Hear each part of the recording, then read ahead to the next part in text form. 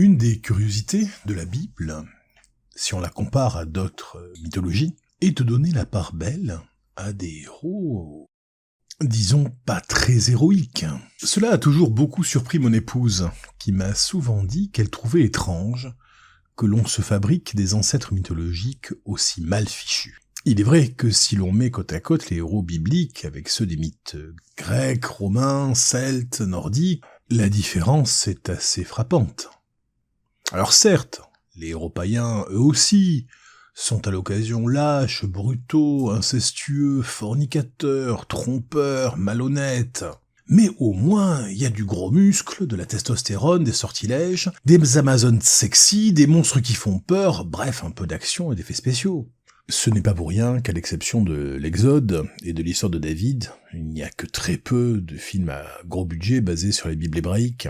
À quelques rares exceptions près, tous ceux qu'on verrait à l'écran, la plupart du temps, ce sont des gardiens de moutons et de chèvres couverts de poussière et qui discutent. Bon, visuellement, c'est pas terrible. Et pourtant, c'est bien l'histoire de nos bergers psychopathes et schizophrènes, de nos prophètes parfois douteux et doutants, de nos ancêtres lâches et veules, de nos juges violents et de nos matriarches perverses et manipulatrices, qui a conquis le monde. Alors que les statues de Zeus et d'Héraclès ne sont plus adorées que dans les musées, que plus personne ne sacrifie à Wotan, ni ne compte les exploits des Tuatha Dé Danann, on continue à lire et à raconter les histoires d'Abraham, de David, de Daniel, de Moïse, de Samson. Pourquoi ? Pourquoi la Bible aime-t-elle à ce point les héros imparfaits, les hommes brisés, les losers magnifiques? Et pourquoi ces losers, finalement, semblent-ils mieux s'en tirer devant l'histoire que des culturistes avec des épées magiques ?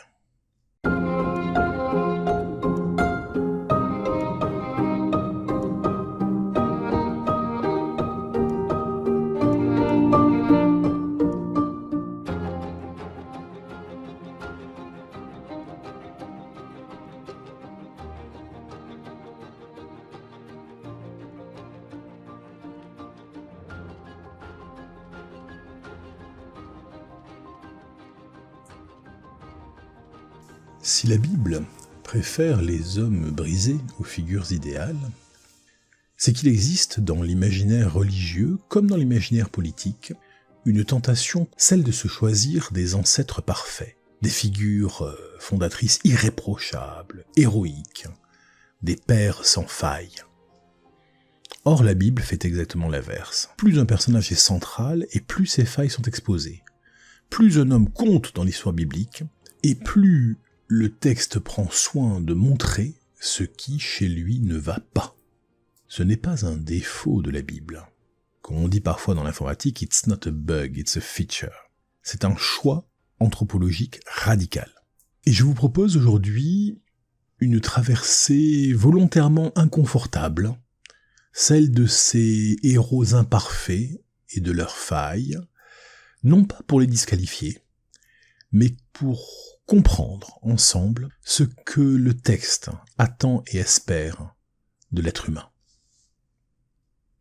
Nous l'avons vu dans les épisodes les concernant, Adam et Ève, le premier couple de l'humanité, est loin d'être parfait. À peine formé, ils se déchirent. Elle cherche à faire l'économie de leur relation en se réalisant sans lui. Lui n'hésite pas à la dénoncer pour la faute commise ensemble. Individualisme égoïste d'une part, lâcheté de l'autre. Après la chute et l'exil d'Éden, fidèle à sa lâcheté, Adam est absent de l'éducation de ses fils, tandis qu'Ève, par amour excessif, dévorant, incestueux, se passionne pour Caïn, abandonne Abel et met en branle la tragédie qui les touchera tous les deux.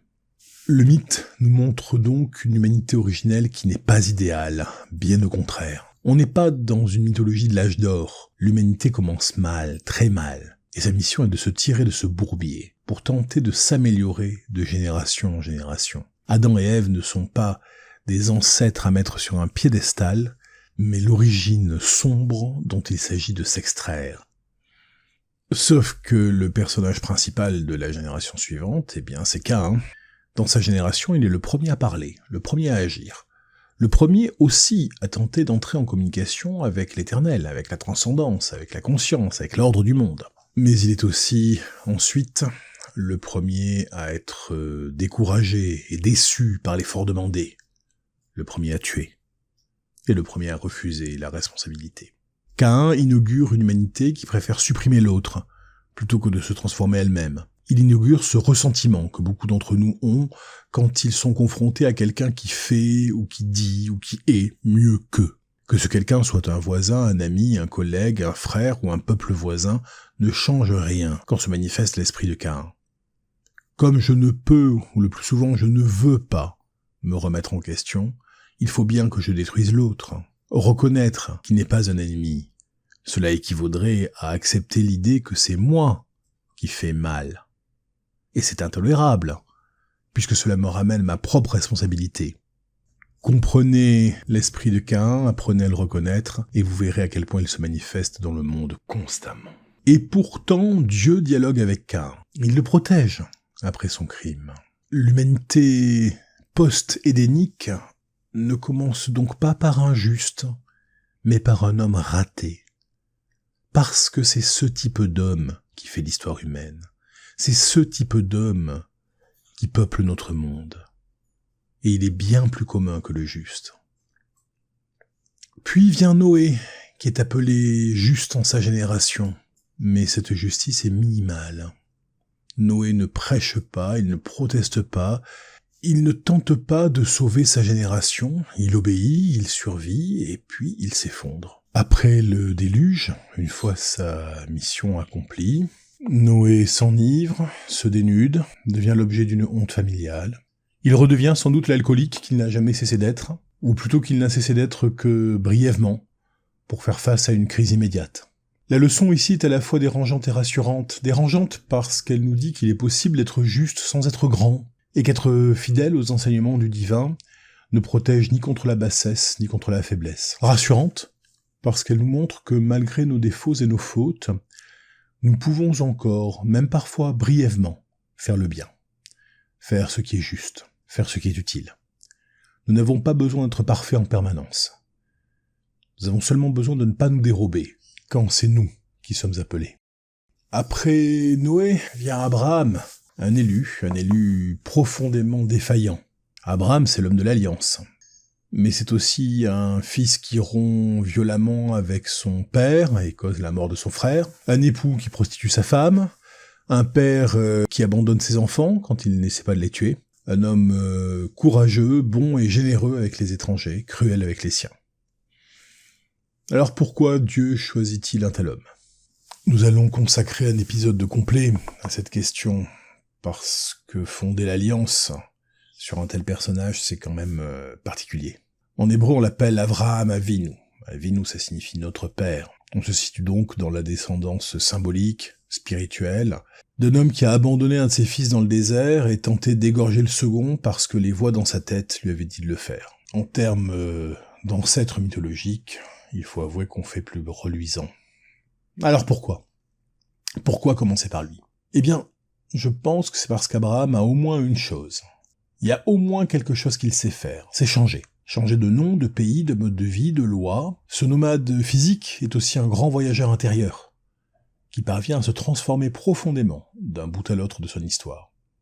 Alors il ne devient pas parfait, mais il prouve qu'il est capable de changement, d'adaptation. Avec lui, on fonde une alliance qui n'est pas basée sur la perfection, mais sur la possibilité et l'espoir de transformation personnelle. Si Abraham était irréprochable, il n'y aurait rien à construire.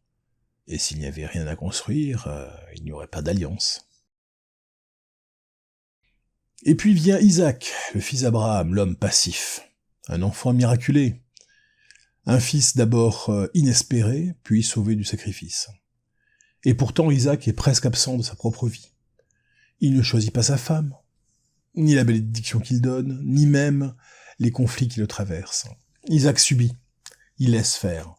C'est son père qui décide, puis sa femme, puis ses fils, jamais lui. Au mieux, il est capable de remettre ses pas dans les pas de son père, de reproduire les mêmes épisodes, de recreuser les mêmes puits. Un héros apathique, ennuyeux, et qui pourtant a une vertu, il transmet. Isaac n'est pas flamboyant, pas grandiose, mais bon an, mal an, il reçoit la passe de la génération précédente et la transmet à la génération suivante sans avoir trop aggravé les choses. On peut même dire qu'il les améliore. Son père lui aussi a eu 2 fils et il a cherché à les tuer tous les 2.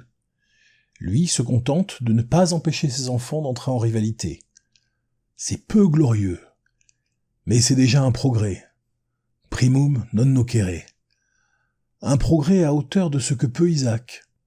Pas grand-chose, mais un progrès quand même. Un des fils d'Isaac, c'est Jacob. Jacob, c'est le patriarche par excellence, c'est celui qui va devenir Israël. Mais Jacob ment, Jacob vole, usurpe. Il trompe son frère, il trompe son père, il est trompé à son tour, il trompe son oncle, il le vole avec la complicité de sa femme, il est lâche, il fuit en permanence. Et puis un jour, au passage du fleuve Yabok, il est obligé de lutter contre Dieu en personne. Et Dieu lui démet la hanche. Littéralement, Jacob ne peut plus courir. Il ne peut plus fuir. Il doit faire face. Et c'est en faisant face, dans ce courage forcé, désespéré, face au monde, qu'il prend le nom d'Israël, celui qui s'est confronté à Dieu. Enfin! L'enseignement ici est que l'on ne devient pas juste par héritage, mais par confrontation. Confrontation avec le monde, avec la conscience, avec le transcendant, avec les autres humains, avec ses propres fautes, ses propres failles et ses propres vices. La justice et la justesse, ce ne sont pas des états, ce sont des luttes constantes. Parmi les enfants d'Israël, il y a Joseph, l'orgueilleux, qui commence comme un enfant insupportable. Il exhibe ses rêves de puissance, il méprise ses frères, il se croit élu sans encore l'avoir mérité, et il devra être trahi, vendu, emprisonné, humilié pour apprendre à gouverner sans écraser. Son salut passe par la chute. Son destin est en dents de scie. Et pourtant, Joseph, c'est aussi celui qui met un terme à la violence dans les fratries. Depuis le début de la Genèse, toutes les familles sont toxiques. Caïn tue son frère, Noé est humilié et peut être violé par l'un de ses fils. Abraham a causé la mort de son frère et cherche à tuer ses enfants. Isaac et Ismaël sont élevés pour être rivaux. Jacob escroque Ésaü. Ésaü veut tuer Jacob. Joseph est vendu comme esclave par ses frères. Mais lorsqu'il est devenu premier ministre de Pharaon, lorsque ses frères sont à ses pieds et qu'il pourrait se venger, il choisit de ne pas le faire. Il décide qu'à un moment, il faut que quelqu'un mette fin au cycle des violences et des vengeances, prenne son courage à deux mains et ose faire la paix. Parmi les autres personnages de la Bible hébraïque, il y a par exemple Lot. Lot, neveu d'Abraham. Il est sauvé de Sodome par 2 anges. Un modèle de probité et d'hospitalité qui a ses priorités bien en ordre, ce Lot. Pour que les hommes de Sodome n'abusent pas de ces 2 invités, il leur a offert de leur livrer ses 2 filles vierges. Mais après la destruction de la ville et la mort de sa femme, changée en statue de sel, il finit au fond d'une grotte justement en compagnie de ses 2 filles. Et afin que leur père ait tout de même une descendance, les 2 filles le font boire, et usent de son ivresse pour conclure avec lui un inceste qui donnera naissance au peuple moabite et ammonite, voisin des Hébreux. Lui qui pensait user du corps de ses filles pour maintenir sa respectabilité, voit ses filles user de son corps pour maintenir l'honneur de sa lignée. Lot est considéré comme injuste, mais par son oncle Abraham seul, et le mythe biblique n'est pas tendre avec lui. Il montre surtout que le salut physique n'est pas équivalent à la supériorité morale, et que ce n'est pas parce qu'on a survécu à un péril qu'on est irréprochable pour autant. Contrairement à un certain esprit naïf qui veut voir dans chaque survivant ou chaque réfugié un petit ange en puissance, la souffrance, la peur, le danger traversé, tout cela vous donne des histoires intéressantes à raconter, mais rien de cela ne vous donne de valeur morale. Ce n'est pas parce que vous avez traversé l'enfer que vous en émergez comme quelqu'un de bon. On pourrait aussi parler de Samson, qui ressemble tant à un héros grec par certains aspects, mais qui est surtout un psychotique violent, incapable de contrôler ses pulsions, et qui sera sauveur d'Israël presque par hasard, malgré lui. On pourrait aussi parler de Judas, prêt à condamner Tamar pour une faute commise avec elle, puisqu'il lui reproche de s'être prostituée alors que le client c'était lui. Et de bien d'autres encore, qui tous portent leur part de nuit. Pourquoi tant d'imperfections ? Eh bien, parce que la Bible d'abord ne parle jamais de ce qui va de soi. Elle est écrite à une époque où l'encre et le parchemin coûtent très cher. On ne peut pas se permettre de remplir la page de banalités. C'est un peu comme ces instructions de sacrifice que l'on trouve dans certains sanctuaires grecs anciens, et qui ne décrivent jamais l'ensemble du processus, mais uniquement ce qui, dans ce sanctuaire spécifique, ou pour une fête spécifique, sort de l'ordinaire. La Bible donc ne raconte pas les journées normales. Elle ne décrit pas les vertus banales. Elle s'attarde sur les points de rupture.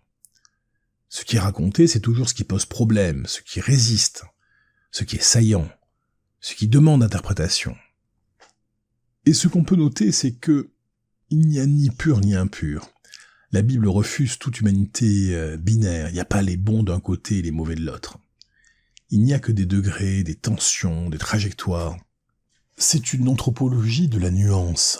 Si la Bible avait voulu édifier, elle aurait inventé des héros parfaits. D'ailleurs, ce n'est pas pour rien que quand le christianisme, plus tard, décidera qu'il veut édifier, il s'inventera des saints, c'est-à-dire de nouveaux héros. Pas les héros bibliques, beaucoup trop humains, beaucoup trop rugueux, mais plutôt de jolies petites images d'Épinal qu'on peut mettre sous verre. Ce n'est pas du tout ça que fait la Bible. Si elle avait voulu rassurer, elle aurait gommé les scandales. Elle fait l'inverse. Elle ne s'adresse pas à des hommes idéaux. Elle ne parle pas d'hommes idéaux. Elle parle de personnes réelles. Nos fautes ne nous excluent pas du texte. Au contraire, nos fautes sont la condition d'accès au texte. Le texte ne nous dit pas « soyez parfaits ». Il nous dit « regardez-vous tel que vous êtes et commencez à répondre ». Vos imperfections ne sont pas des condamnations ad vitam, mais la simple marque de votre humanité. Et c'est peut-être là la leçon la plus exigeante. En mettant en scène des hommes bien plus imparfaits que nous ne le sommes, et qui, malgré tout, parviennent à avancer, la Bible nous demande, à nous, quelle excuse nous pourrions trouver ?